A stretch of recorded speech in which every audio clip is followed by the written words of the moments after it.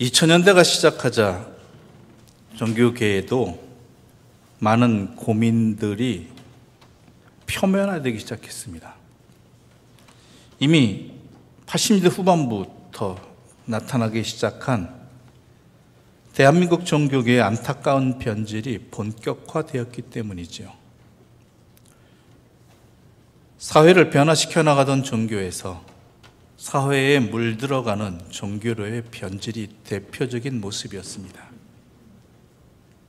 그래서 신앙인들은 종교 지도자들의 응답을 기다렸지만 도리어 편승하는 모습들이 보여졌고 합리화하기 시작하자 기다리다 지친 평신도들이 스스로 응답하기 시작한 때가 바로 2000년대를 들어서면서 본격적으로 나타났습니다. 그 중에 하나의 표현 형태가 평신도 종교 NGO 단체들이 나타나기 시작했다는 것입니다. 이 평신도 종교 NGO 단체들 가운데 한 단체가 종교의 기본인 청빈과 자정의 정신을 일깨우는 그런 차원에서 한 상을 마련했습니다. 그런데 이 상은 두 가지 형태로 표현되어집니다. 오늘의 종교 디딤돌 상과 디딤돌입니다. 또 다른 상은 오늘의 종교 걸림돌 상입니다. 현재 변질된 종교 상황을 타파하고 성직자의 청빈과 자정의 정신을 일깨우고 평신도들에게는 섬김과 나눔의 정신을 일깨우기 위한 하나의 방편이 되기를 바라는 마음에서 그런 상을 제정한 것이죠. 그런데 오늘의 종교 디딤돌 상의 대상 기준은 이와 같습니다. 경건하고 청빈한 삶을 추구하는 종교인인가? 소외되는 이웃을 향한 나눔의 활동에 적극적으로 참여하는 단체나 종교인인가? 건전한 사회를 위해 기부활동에 적극 참여하거나 기부문화 활성화에 기여하는 종교인이나 단체인가? 종교 재정을 투명하게 운영하는 종교인인가? 단체인가? 반면에 오늘의 종교 걸림돌 상의 조건은 이와 같았습니다. 부정비리에 연루되거나 비도덕적 행위로 무리를 일으킨 종교인이나 단체, 물량주의적 종교시설 건축과 과다 소비성 행사를 벌이는 종교인이나 단체, 종교 재정을 사유화하는 종교인이나 단체가 그 조건이었죠. 그런데 이런 모습은 한국교회 초창기에도 있었습니다. 한국교회사를 연구하는 옥성득 교수는 1901년에 연동교회 초대 담임 목사인 게일 목사님이 쓰신 것으로 추측되어지는 한 신문 기사를 소개한 적이 있었습니다. 1901년에 쓴 신문 기사입니다. 그 내용을 요약하면 이와 같습니다. 어느 날 교회 형편을 보면 어떤 교회는 외모를 취하고자 하여 한번 예배당을 크게 짓기를 바라고, 혹은 교인들이 모여서 누구를 집사를 세울까 누구를 장로로 세울까 의논이 분분하고, 혹은 교회의 법과 규칙을 지키지 아니하고 각자 독자적인 노선을 취하려고 하고, 혹은 교인끼리 서로 마음이 맞지 않아 남녀 교우가 자신의 직분은 지키지 아니하고 다른 사람의 결점만 말하고, 혹 어떤 교회는 받는 괴로움과 핍박을 견디기 어려워 보는 사람마다 그 정상을 말하면서도 하나님으로 더불어 같이 의논하지 아니하고, 혹은 믿는 일의 본분을 지키지 아니하고 나란 일에 간섭하여 정치를 바로잡으려 하고, 혹은 세력 없는 자의 약한 것을 도와서 영원한 핍박이 들어오지 못하게 하고, 혹 어떤 교회에서는 자기의 형세를 헤아리지 않고 빚을 많이 지는 교우들이 있고, 혹 어떤 교회에서는 누구누구를 출교시킨다는 말도 있고, 혹 어떤 교회에서는 믿지 아니하는 자들로 더불어 계를 모아 재물을 얻는 자도 있다. 이런 세상에 붙은 자들이 많은 교회는 기차가 레일을 벗어난 것처럼 위태하게 된다. 예수의 길에서 벗어나 목적하는 방향이 어긋난 교회는 하나님께 영광 돌리지 못하는 교회가 된다. 이것이 한국교회가 공식적으로 시작한 지 15년도 안 된 초창기의 모습이었다라는 것입니다. 그런데 오늘날 한국교회의 적나라한 모습들을 1901년에 이 게일 목사님의 글이나 또한 2000년대에 오늘의 종교 걸림돌상의 조건들이 오늘날도 계속되어지고 있다는 것이지요. 다만 1901년에 쓰여진 길은 그래도 종교 지도자가 앞장서서 이 모습을 고백하고 있다라면 2000년대에 시작되어진 이 고백 속에서는, 외침 속에서는 종교 지도자가 아니라 도리어 그들은 침묵하고 있고 평신도들이 이 고백을 하고 있다는 것입니다. 다행인 것은 1901년도에 이러한 비판과 고백은 당시 교회의 울림이 되어서 1907년에 교회의 대회개로 일어났고, 그리고 그 회개한 교회 공동체는 한동안 하나님과 민족 앞에서 바른 역할을 그나마 감당할 수 있게 되었다라는 것입니다. 과연 21세기가 시작되면서 본격적으로 나타난 한국교회를 향한 외침은 오늘날 응답되어지고 있습니까? 너희 보는 이것들이 날이 이르면 돌 하나도 돌 위에 남지 않고 다 무너뜨려지리라. 예수님께서 헤롯 대왕이 지은 성전을 둘러보고 나오시다가 어떤 사람들이 이 헤롯 대왕 예루살렘 성전의 아름다움에 대해서 감탄하는 소리를 듣게 되었습니다. 그러자 예수님은 그들의 그 감탄에 찬물을 끼얹으십니다. 너희 보는 이것들이 날이 이르면 돌 하나도 돌 위에 남지 않고 다 무너뜨려지리라. 이 뜻밖의 예수님의 이야기에 당황한 그들은 예수님께 물었습니다. 언제 이런 일이 일어나겠습니까? 그리고 이런 일이 일어나려 할 때 무슨 징조가 있겠습니까? 이들은 왜 이런 질문을 했냐 하면 그것은 세상이 끝나는 날이라고 생각했기 때문입니다. 예수님, 예루살렘 성전이 무너진다는 것은 세상이 끝난다는 그러한 충격이 그들에게 다가왔기 때문입니다. 당시 사람들은, 유대인들 자신이 하나님의 하나님이 택하신 백성이 틀림없고, 그리고 하나님이 이 성전에 계신다고 하면 다른 무엇들은 다 빼앗긴다 할지라도, 다른 것들은 다 무너진다 할지라도 이 성전만큼은 하나님께서 하나님의 권위를 세우시기 위해서라도 지켜주실 것이라고 굳게 믿었기 때문입니다. 그런데 그 성전이 무너진다는 것은 세상이 끝날이 되었다는 것이죠. 종말이 되었다라고 그들은 생각한 것입니다. 그런데 이들의 생각이 맞을까요? 우리는 역사적인 사실을 분명히 알고 있습니다. 아니, 이들도 분명히 역사적인 경험을 했습니다. 그것은 예루살렘 성전은 이미 2번이나 무너졌었다는 것이죠. 우리가 잘 아는 대로 솔로몬이 7년 동안 세운 첫 번째 성전, 솔로몬 성전은 바로 바벨론의 침략에 의해서 온전히 무너지고 불타게 되었습니다. 그리고 이스라엘 백성들은 바벨론으로 포로로 끌려갔죠.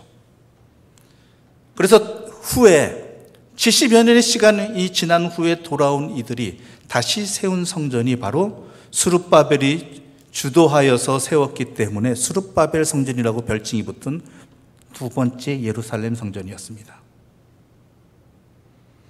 그런데 이것도요, BC 19년, 즉 주전 19년에 로마의 폼페이우스 장군에 의해서 무너집니다. 그리고 나중에 헤롯 대왕이 유대인의 환심을 사기 위해서 주전 19년, 아까 하나 잘못 말씀드렸는데 폼페이 장군에 의해서 무너진 것이 주전 63년입니다. 죄송합니다. 주전 63년에 무너졌고, 후에 오랜 시간이 흐른 다음에 주전 19년에 헤롯 대왕이 유대인의 환심을 사기 위해서 성전을 착공하기 시작했고, 그리고 그가 죽은 이후에도 계속해서 짓고 있었습니다.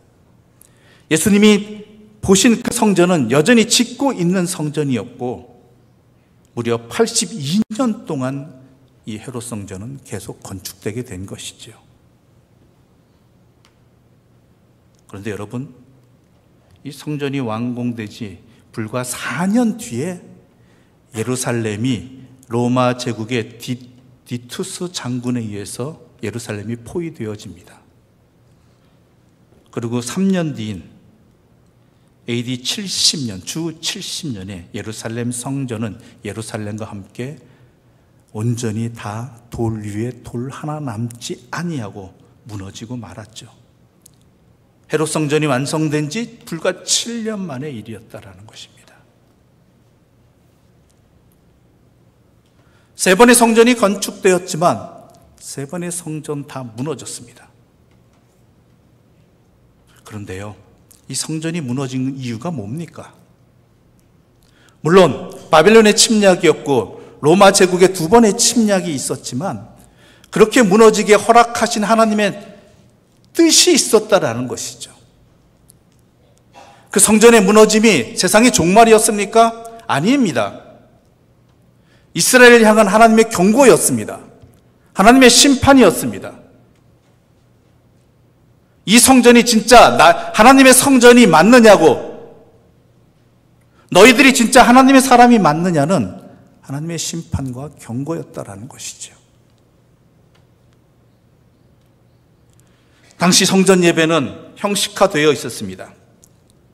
아니, 도리어 대제사장을 비롯한 종교 지도자들의 사유물이 되어버렸습니다.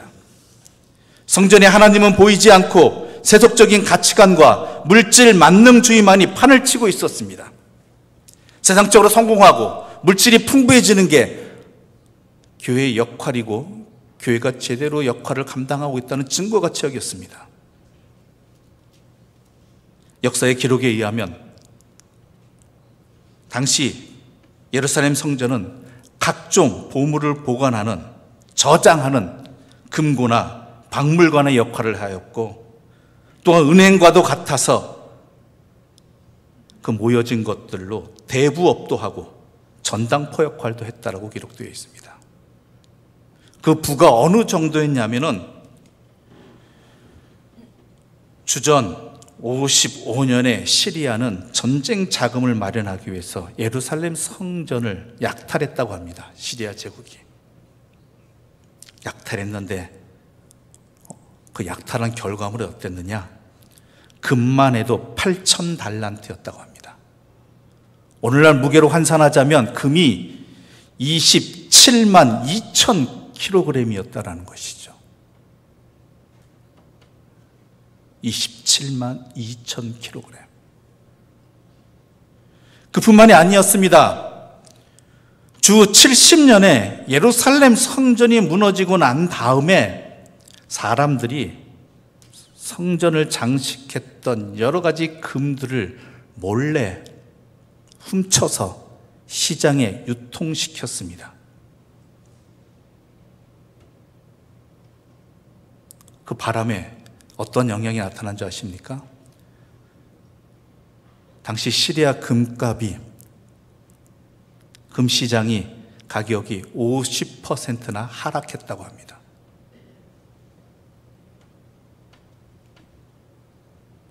그 당시 성전은 이스라엘에서 그 어떤 건물보다 웅장하고 화려했습니다. 이러한 모습들은 중세에도 이어지게 됩니다. 중세 바이킹들은 유럽에 쳐들어올 때 반드시 가장 먼저 터는 곳이 있었다고 합니다. 그것은 수도원과 교회들이었다라는 것이죠.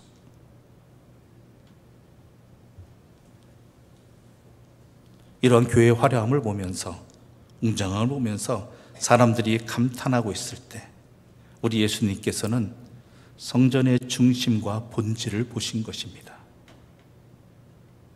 그래서 이것들이 날이 이르면 돌 하나도 돌 위에 남지 않고 다 무너뜨려지리라고 심판의 말씀을, 경고의 말씀을 하신 것입니다. 그런데요, 고린도서 3장 16절에 보게 되면요, 우리 각자가 다 하나님의 성전입니다. 그렇다면 우리 안에는 무엇이 채워져 있느냐라는 것입니다. 우리 각자는 무엇으로 세워지고 있느냐라는 것입니다.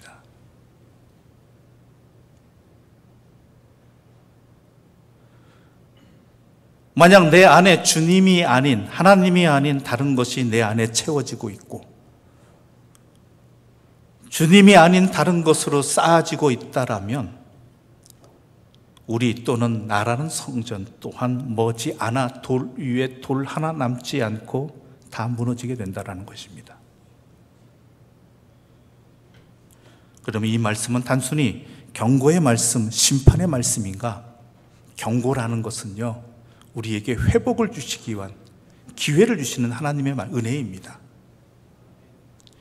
예수님은 요한복음 2장 19절에서 이렇게 말씀하셨습니다. 예수께서 대답하여 이르시되 너희가 이 성전을 헐라 내가 사흘 동안에 일으키리라. 예수님께서 예루살렘 성전에 가득한 그런 사악한 것들을 다 청결시키시고 당신이 무엇 때문에 무슨 권위로 이런 일을 하느냐고 그들이 비난할 때 이 성전을 모두 헐라라고 이야기하십니다. 그리고 뭐라고 그러세요? 내가 사흘 동안에 일으키리라. 물론 이것은 예수님께서 사흘 만에 부활하실 것을 상징하는 그러한 표현이기도 하지만 또 다른 하나는 우리 성전을, 내 자신인 성전을, 하나님의 전인 이곳을 무엇으로 세워야 하는가를 분명히 말씀하고 계시는 것입니다. 무엇으로 세워야 되죠? 예수로 세워야 된다는 것입니다.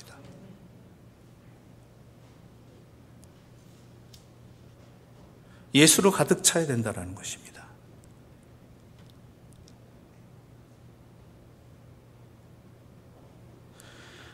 예수님의 가르침으로 내 삶의 벽돌이 이 성전에 하나하나가 세워져야 된다는 것입니다. 하나님 아닌 다른 것이 이 교회에 나의 삶의 중심이 되게 해서는 안 된다는 것입니다. 교회력으로 2023년이 저물어가고 있습니다. 2023년 나라는 이 성전은 우리 효목제일교회는 무엇으로 세워져 가고 있었습니까? 내 안에는 무엇으로 채워지고 있었느냐라는 것이죠. 우리가 간구하고 기도한 것들이 과연 무엇이냐라는 것입니다.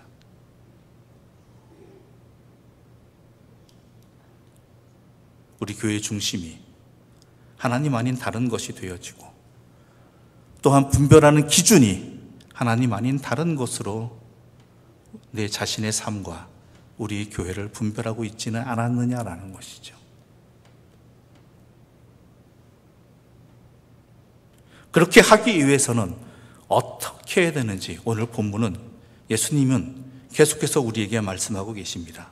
8절입니다. 우리 함께 읽어보겠습니다. 8절입니다. 이르시되 미혹을 받지 않도록 주의하라. 많은 사람이 내 이름으로 와서 이르되 내가 그라하며 때가 가까이 왔다 하겠으나 그들을 따르지 말라. 아멘. 미혹되지 말라라고 합니다. 미혹된다는 것은 무엇입니까? 자기 정신을 잃는 것입니다. 혹시나 하는 마음에 사로잡히는 것입니다. 그래서 주어진 삶을 열심히 살아가려다가 헤맨 것이 아니라 바른 목적지를 정하지도 못하고 헛된 가르침에 또한 이정표에 속아서 가지 말아야 할 길을 걸어가는 것이고 또한 그래도 정신 못 차리고 있는 것을 말하는 것이죠. 하나님이 내 마음의 주인이 되시지 못하고 다른 것이 내 삶의 교회의 주인이 되어버린 이것이 바로 미혹되는 것입니다. 그런데 뭐라고 말합니까? 미혹을 받지 않도록 주의하라. 많은 사람이 내 이름으로 와서 이르되 내가 그라한다라는 것입니다. 이것이 하나님의 영광이다. 이것이 하나님의 뜻이다. 이것이 교회를 거룩하게 하는 것이다. 내 삶을 영생으로 인도하는 것이다. 다 그렇게 말한다라는 것입니다. 그런데 그런 것에 미혹되지 말라는 것입니다. 진짜 하나님의 뜻이 맞냐라는 것입니다. 그게 진짜 하나님의 영광이 맞냐라는 것입니다. 그게 참된 부흥이 맞냐라는 것입니다.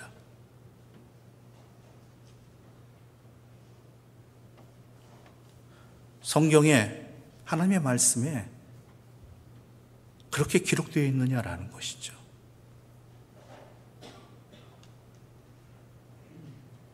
우리는 너무 많이 미혹되어 있습니다. 너무 많이 속고 있습니다. 왜냐하면 내 마음이 세상에 가 있기 때문입니다. 내가 듣고 싶은 소리를 하기 때문입니다. 좁고 험한 길이 아니라 인정받고 편한 길을 말하기 때문입니다. 세상이 인정받고 세상이 편한 길. 눈에 보이는 하나님이 눈에 보이지 않는 하나님이 아니라 내가 보고 싶은 대로 보는 그 내 눈에 보이는 하나님을 찾고 있기 때문입니다. 하나님의 눈으로 세상을 보는 것이 아니라 내 자신을 보는 게 아니라 내 눈에 보기 좋은지 내 눈에 탐스러운지 내가 보기에 먹음직스러운지로 내 삶의 자리들을 교회를 채워져 가기 때문입니다. 다 뭐라고 이야기합니까? 그게 하나님의 뜻이고 하나님의 영광이다라고 하나님의 복이다라고 말합니다. 맞느냐라는 것입니다.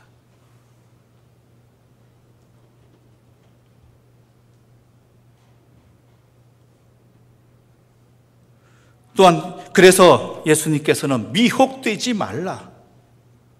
그들을 따르지 말라. 분명하게 말씀하고 계시는 것이지요. 그들을 따르는 것이 아니라 하나님의 말씀을 따라야 되는 것입니다.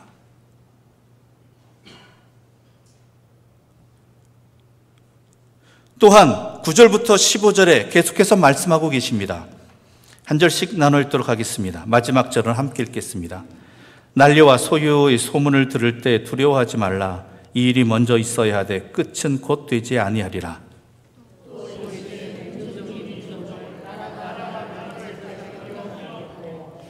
곳곳에 큰 지진과 기근과 전염병이 있겠고 또 무서운 일과 하늘로부터 큰 징조들이 있으리라.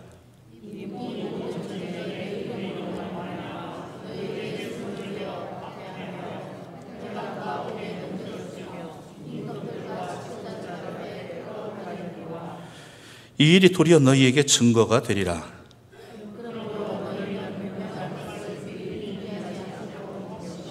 함께 읽겠습니다. 내가 너희의 모든 대적에 능히 대항하거나 변박할 수 없는 구변과 지혜를 너희에게 주리라. 아멘. 난리와 소요의 소문이 들립니다. 민족이 민족을, 나라가 나라가 전쟁이 일어납니다. 온갖 기근과 또한 큰 지진과 많은 기후 이상들이 나타납니다. 이것들이 무슨 뜻입니까? 세상에 종말이 왔다는 것입니까? 물론 종말은 반드시 옵니다. 그 징조입니다. 그런데 이런 일들이 왜 벌어지느냐라는 것이죠.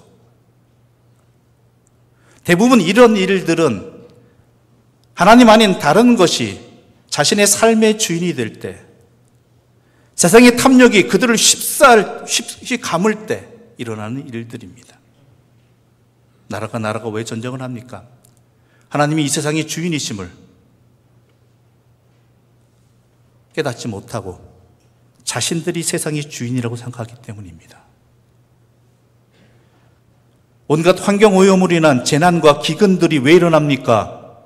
인간이 하나님의 피조물로서 하나님의 청지기로서 역할을 하나님을 주인으로 삼지 않고 자신이 주인이 돼서 자신의 욕망대로 이 자연을 훼손했기 때문에 벌어지는 일들 아닙니까?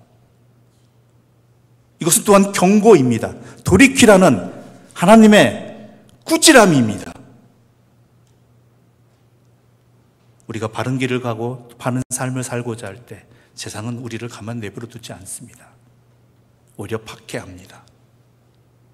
자신의 욕망에 함께하지 않는다고, 악한 일에 동참하지 않는다고 도리어 우리를 박해합니다. 그럴 때 뭐라고 하십니까? 하나님께서 너희에게 지혜를 주시리라.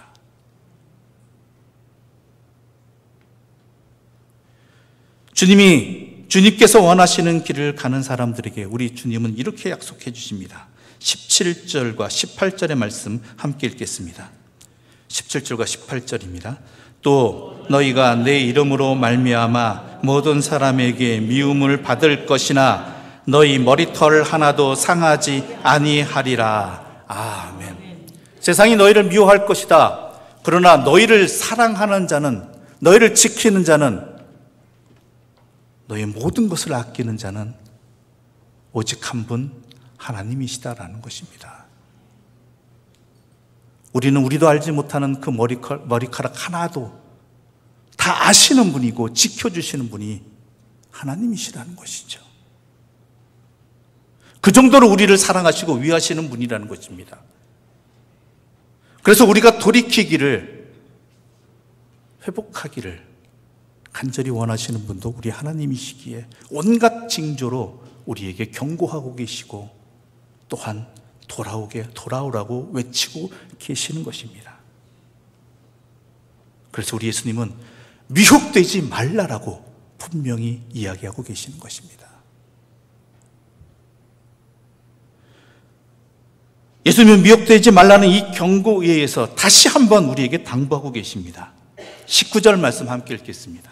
19절입니다. 너희의 인내로 너희 영혼을 얻으리라. 아멘.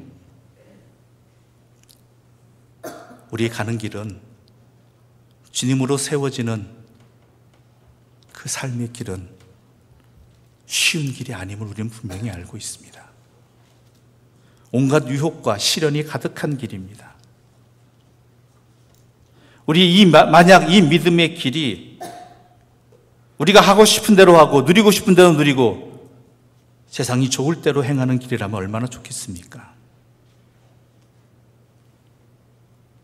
그러나 그렇지 않다라는 것을 분명히 아시기에 우리 주님은 뭐라고 하십니까? 인내하라고 하시는 것입니다. 인내하라. 인내하라. 인내로 너희 영혼을, 너희 생명을 얻으리라라는 것입니다.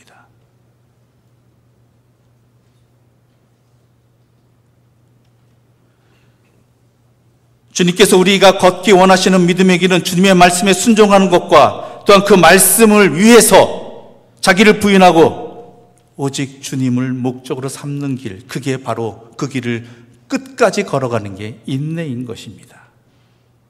그렇게 하는 것이 우리의 생명, 우리의 영혼을 얻는 유일한 길입니다.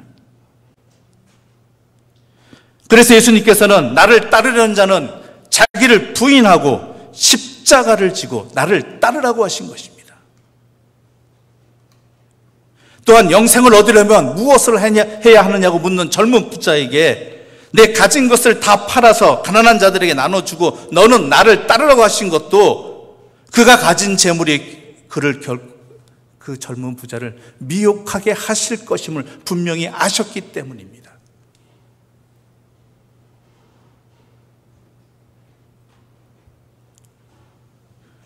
우리 주님은 우리가 주님의 말씀을 따라 살아갈 때 우리의 생명을 지켜주시는 분입니다.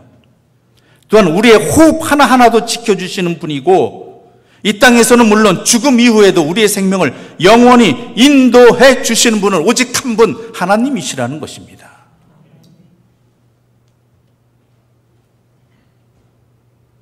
그러므로 우리는 이제 응답해야 합니다. 1901년에 그 외침에 교회들이 응답하여서 이 시대에 하나님의 도구로 쓰임이 되었고 영생의 삶을 살았듯이 우리 또한 화려함과 풍요로움을 쫓느라고 잊어버린 예수님의 길을 되찾아야 되고 비본질적인 것들을, 헛된 것들을 청산해야 되는 것입니다. 그것은 어찌 보면 우리가 쌓은 그 모든 것들을 돌 위에 돌 하나 남지 아니하고 다 무너뜨려야 될 수도 있는 일입니다. 그러나 그것이 진정으로 우리가 하나님의 성전으로서 우리의 삶을, 우리의 교회를, 우리의 가정을 쌓는 일이라면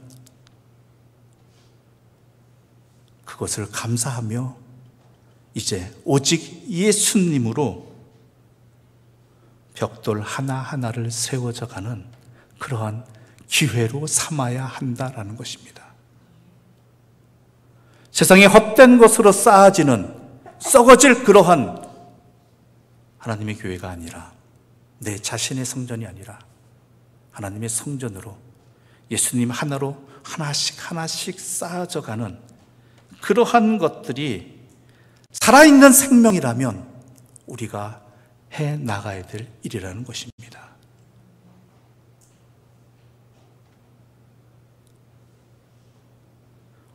부디 바라기는 2023년이 그러한 발걸음이었으면 좋겠고, 혹시 그렇지 못했다라면 이제부터라도 돌 위에 돌 하나 다 없이 다 무너뜨리고 예수라는 벽돌을 통해서 하나씩 내 자신을 하나님의 성전으로, 우리의 가정과 우리 교회를 하나님의 성전으로, 그리하여 반석 위에 집을 짓는 하나님의 사람들 되시기를, 하나님의 교회 되시기를 간절히 소망합니다. 기도드리겠습니다. 하나님 아버지, 무너질까 염려하여 하루하루를 근심하면서 헛된 것들로 채워져 나가고 근심하며 쌓았던 내 자신이라는 성전을, 또한 하나님이라는 성전이라고 말하였던 것들을 주님의 말씀 앞에서 돌아보게 해주시니 감사합니다. 혹시 우리가 자랑했던 것들이, 추구했던 것들이, 목표했던 것들과 기준이 되었던 것들이 하나님과는 상관없는 세상의 것들이 되진 않았는지, 하나님의 눈으로 보지 아니하고 내 눈으로 보고 세상의 눈으로 보아서 보암직도 하고 탐스럽기도 하고 먹음직한 것들로 채워지진 않았는지, 세우진 않았는지 분별하게 해주시고 깨닫게 하여 주시옵소서. 만약 그렇다면 돌 위에 돌 하나라도 남지 않냐고 온전히 무너뜨려 주시는 하나님의 역사가 일어나게 해주시고 그 일에 동참하는 내 자신이 되게 하여 주시옵소서. 그것을 도리어 은혜로 여기고 이제부터라도 예수 그리스도로 나라는 성전을, 또한 우리의 가정이라는 성전을, 효목제일교회라는 신앙의 공동체의 성전을 하나씩 새롭게 시작하는, 반석 위에 세워가는 하나님의 공동체, 하나님의 교회 되게 하여 주시옵소서. 예수님의 이름으로 기도드립니다. 아멘.